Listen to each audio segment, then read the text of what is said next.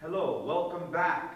We are going to continue with the chapter El Lobo.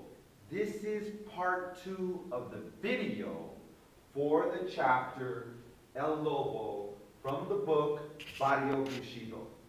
Okay, earlier we had discussed how Lobo and Sheila meet. Okay, they met, they are madly in love with each other by this point. They go to the beach, they make love on the beach. Lobo jumps in the water in 40 degrees weather, and one day, while they're adventuring, homeboy and homegirl style, Lobo ends up robbing businessmen in broad daylight downtown the city of intent. It's a play on words here, but I might as well bring it up right now. The fictional city here in Barrio Bushido is called the City of Intent. And so if you put this together, what you have is Intent City. Okay, all right. Okay, now, what we have is Lobo, after he robs these people, Sheila stays. They had gotten into an argument, but this woman stays. He vows that he loves her, and he's overwhelmed with this feeling. And he's overwhelmed as well with this lifestyle, vida loca, crazy life, which was discussed in an earlier video. This is the homeboy philosophy, right? Vida loca meaning crazy life, okay? Now,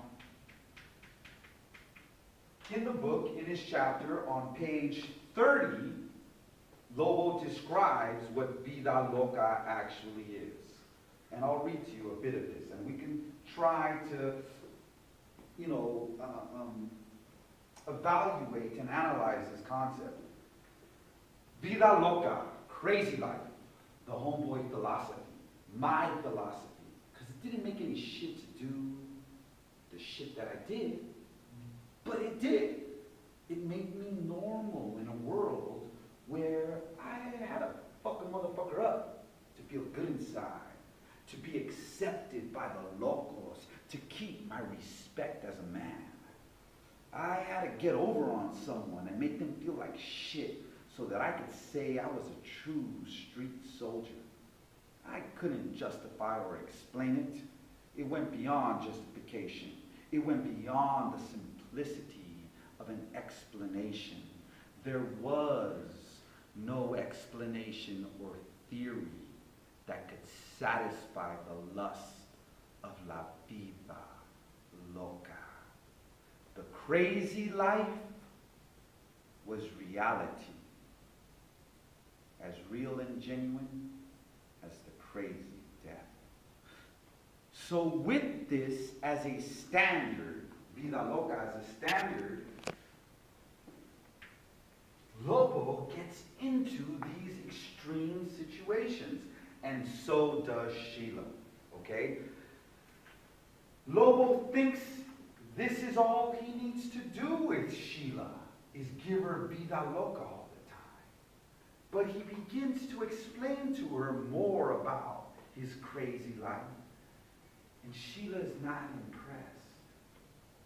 Ultimately, Lobo releases to her how he comes from a very broken family, and how he used to write poetry and draw when he was in juvenile hall. And he starts to find a new connection, a more human connection with Sheila.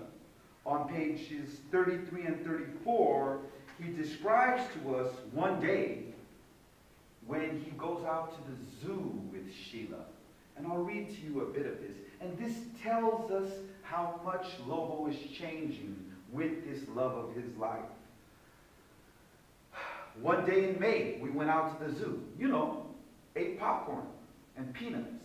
And we heard the lions roar and the gorillas swing. I hugged and kissed her.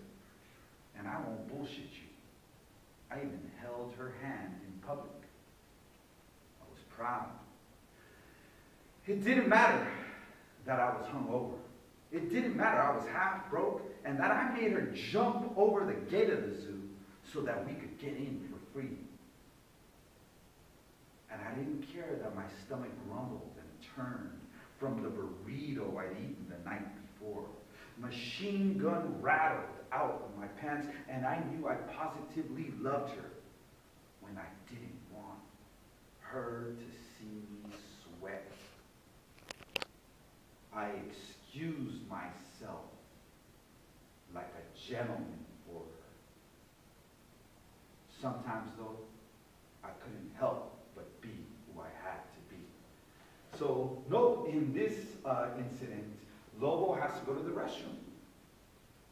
And we take it from this that on other occasions in the past, he hasn't cared what it means to go to the restroom or what it means probably to even defecate in public. But with Sheila, he's changing. He wants to be a gentleman with her. But he can't change completely. One night he gets stabbed, he explains. He gets stabbed and he shows up to Sheila's house. Her basement apartment, it's described as. And he shows up there. And Sheila takes care of him. He throws up. And Sheila immediately kisses him. Even though he can be regarded as disgusting. Lobo is completely immersed in Sheila's soul. He loves her. And on page 34, he says this: for everyone else, I knew there were boundaries, but for her there were no lines. For her there was only infinity. And all I could do was jump into her tenderness and never land. I flew in space with nowhere to go. Loved like if I invented the shit. And it wasn't the meat anymore. It wasn't the chase or the kill. It was the life I wanted. I didn't tear her body apart without respect. I was a good engine. I bowed my head for her, said a prayer for her, gave her all my love, because she sustained me and kept me alive, even though there was death and despair all around. She kept me going, even in my hardest times. I depended on Sheila more than I depended on myself. Some people might think she was weak for being my angel. But I only wish I had her strength. Here Lobo is relaying to us how he is not being the wild wolf anymore, tearing her body apart without respect. In fact, he is devoting himself to her. He says he bows her head for her. And he doesn't just want her body. He's growing. He's understanding what it means to share soul with another human being. He's falling in love. And he's also rebutting. He's imagining this imagined audience and how they may think that Sheila is a stupid person for being with a person like Lobo. And he's actually admitting to the audience that it is he who is the stupid, weak one. And it is Sheila who is his foundation. You, of course, after reading this book, would find out the depth of this character, Sheila. And of course, we will explore the character, Sheila, when we get further in the novel, and you will find out much more about her depth and complexity. Okay? Now, going back into the plot of the story. Note right now we have been in a flashback day because what has happened here is that Lobo has put us on pause for what he has to do. And quite Kwai Chung has insinuated to him that he needs to do something with this person, this unknown person. All he knows about this person, Lobo, is that this person is Chinese. Lobo plans to go over to this person's house and merely, simply murder him. He thinks it's going to be an easy job to do. It's nighttime now.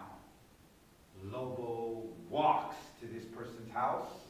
He's had a bit to drink. He's even amused a bit about what's going to happen when this person opens the door.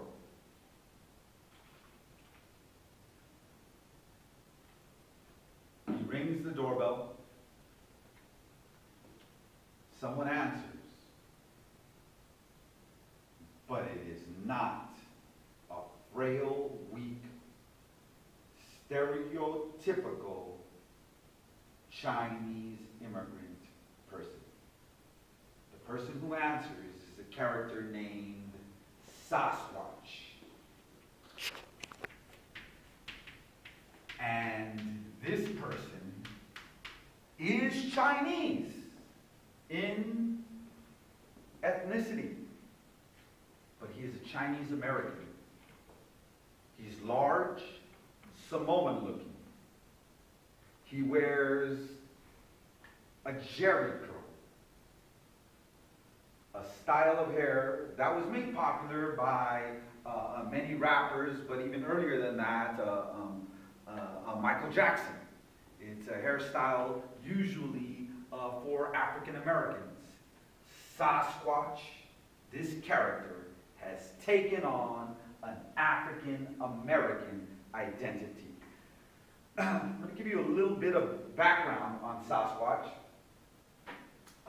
because we wouldn't get it here in chapter 2, all of his background.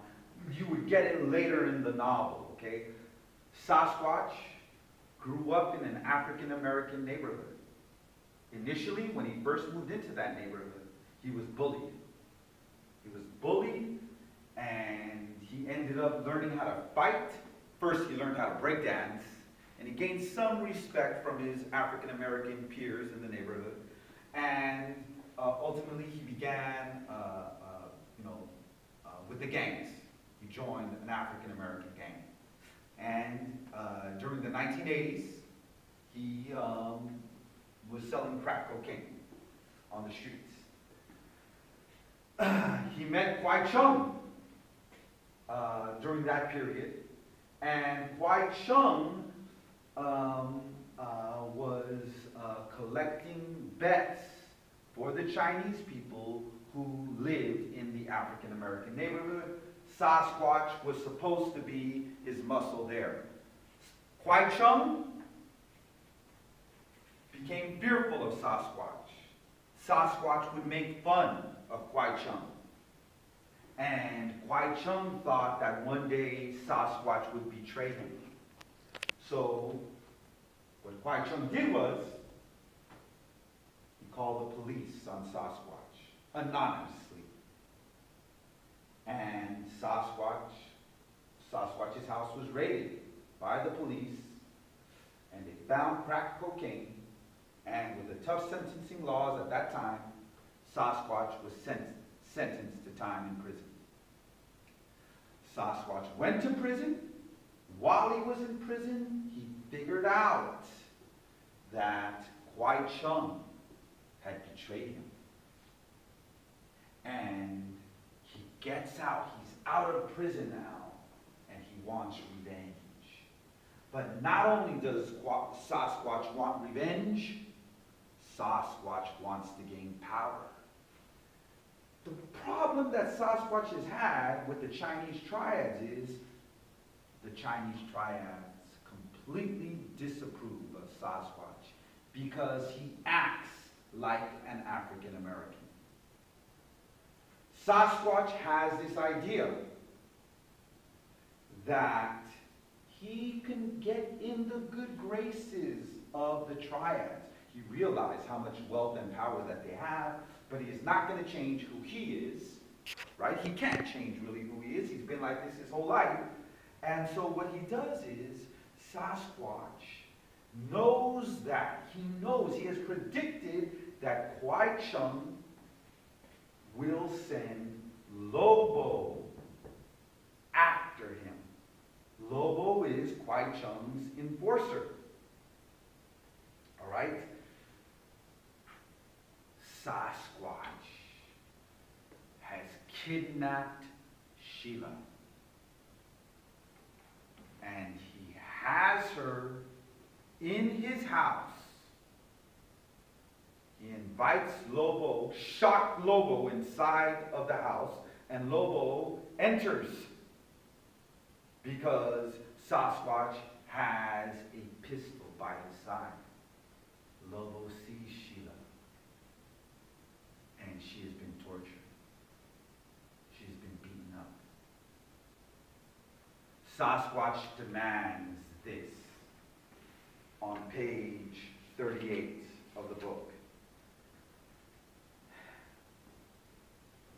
He wants Lobo to kill Kwai Chung. This is Sasquatch's rationale. Excuse me. You just ain't gonna move on him in the middle of the night, nigga. You're gonna walk into broad daylight Chinatown with all the big boys watching and get nice and bloody in front of all kinds of eyewitnesses. Ain't gonna be no doubt you was fixed up with Kwai behind the warlords' backs and that a wetback did this shit. All's gonna work out fine, because after this shit goes down, then Chinese ain't gonna trust no quiet man like Kwai to be doing business out in this fucked up ass ghetto. They're gonna be looking for a sick nigga who got Chinaman blood. A nigga like me. Let's understand Sasquatch's plan here. Because he wants to get into power, but he knows that the triads love Kwai Chung. They love Kwai Chung because he is a good earner and because he is a traditional Chinese kid. Sasquatch's plan? Have Lobo turn on Kwai and kill Kwai in broad daylight on a Sunday when tribute is paid to the triad warlords, the triad bosses. Sasquatch predicts that if Lobo were to do this in broad daylight, the Chinese will be shocked. They will be shocked at Kwai Chung because he's been doing business against them, right behind their backs, and they will be shocked that Kwai Chung, or a person like Kwai Chung, does not understand American streets and the ruthlessness and the etiquette of urban streets in the United States, this city of intensity. So, Sasquatch thinks that if Lobo kills Kwai Chung in broad daylight in front of all the warlords will rethink their strategies all around intensity.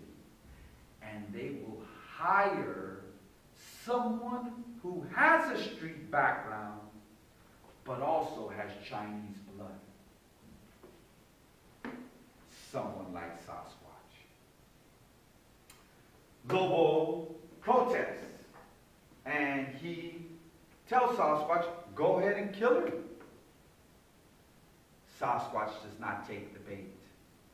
Sasquatch allows Lobo to look at Sheila while she's shackled, tortured, beaten up.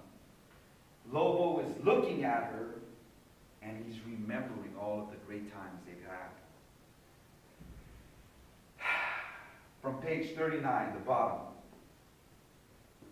This time, she did not want to look at me, and all I could do was stare and stand tall.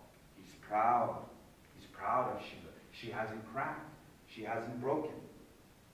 Forget how I just watched her this morning, sleeping like beauty. Forget the time back in July when we drove down to TJ in Mexico and we're leaving that club at 4 a.m. and 3 fuckheads try to stick us up and I start drilling one of them down and they all jump on me and damn, she banged away with me side by side and together we chased them fools off because they didn't expect no shit like that.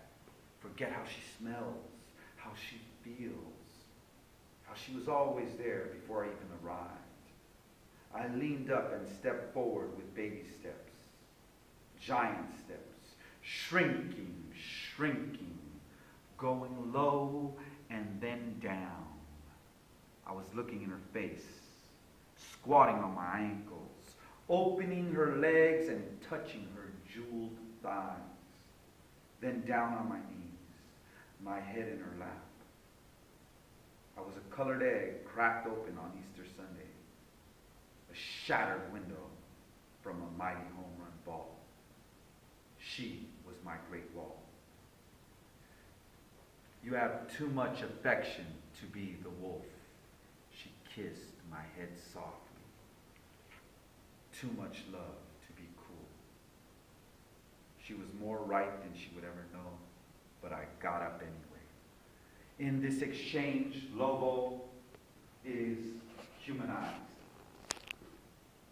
Lobo cannot lie. He cannot have the illusion that he does not care about Sheila. He loves her. He loves her completely. And there, in front of everyone, in front of Sasquatch and Sheila, he agrees that he will go and murder Kwai in broad daylight on Sunday. It is at this point Thursday night. Now, Lobo has decided that he is going to sacrifice himself. Because no, if he murders someone in broad daylight, he's either going to get busted by the cops or he's going to be killed himself. But he decides to do this in broad daylight, Chinatown. Now, he's allowed to leave. Sasquatch allows him to leave. And he trusts Lobo. He trusts the cliche, right? And let's understand the cliche right here. The cliche is that Lobo is going to do the movie fairy tale ending. Save the girl. Save the girl. But we are going to have an extreme turn of events. Lobo, once he leaves, decides that he is not. He struggles and struggles with whether he should save her or not. He starts to blame her for their problems. And in the next segment, the ending video for chapter 2, we will see what happens. And also, we will understand the plot that pushes the entire novel.